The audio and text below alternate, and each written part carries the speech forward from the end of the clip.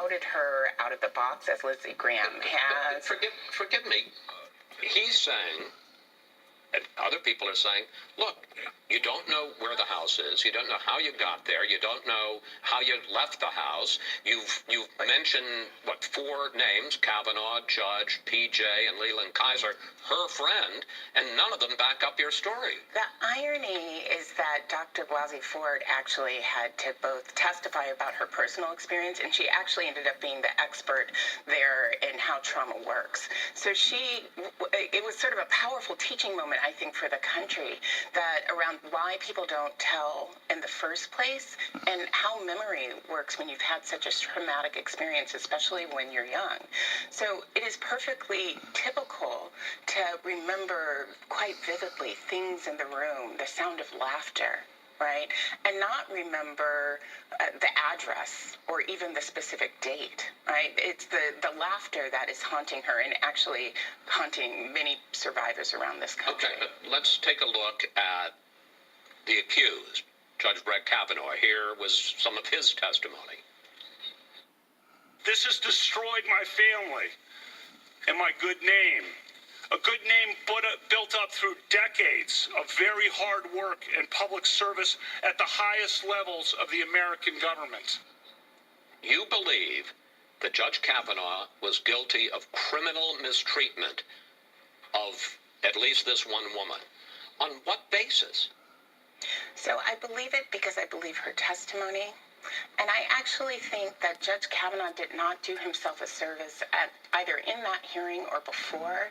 The thing is, when you have sort of mistruths about some of the small things, the way he was trying to minimize the drinking in high school and in college, the way that even when people were asking him questions about, what does it mean, these statements from your yearbook, coming up with things that actually didn't sound logical, I'm not sure why he wasn't being clear about the small things, but it raises real questions about. And I understand this isn't a court of law. This is a job interview for one of the most powerful jobs in the country. But in a situation where she says he did it and he says he didn't, and she can't provide a single corroborating fact. Okay. I mean, let's take an example. Leland Kaiser, her friend, not one of his friends. She says, I don't think I ever met Judge Kavanaugh. Well, that's one of the reasons people wanted an FBI investigation in the first place, so that they. What happened to me doesn't matter, and that you're gonna let people who do these things into power. That's what you're telling me when you vote for him.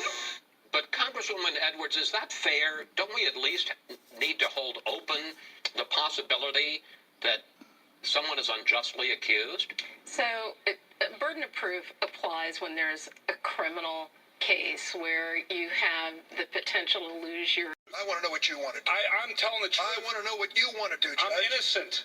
I'm innocent of this charge. Brett, have said. This idea that it is only in a court of law in a criminal case of some kind or a legal case that you're innocent until proven guilty is far more deeply embedded in our nation and in our culture and as an ordinary sense of fairness.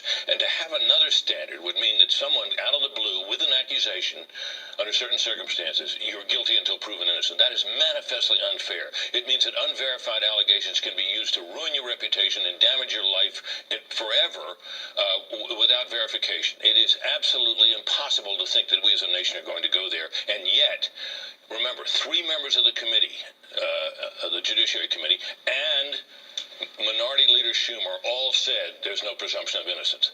That is where we are. That is where we seem to be going, and I hope and trust the public won't stand for it. Mo, put aside the politics, put aside the specifics of this case. Can you imagine anything more frightening than being unjustly, unfairly accused of doing something you didn't do? Other than being the victim of something like this, which would probably be more frightening. Look, I am going to try to take this out of the politics, because this question is playing itself out in corporate boardrooms, in newsrooms, in all sorts of other venues outside of politics across our country. And it is complicated, and it is hard.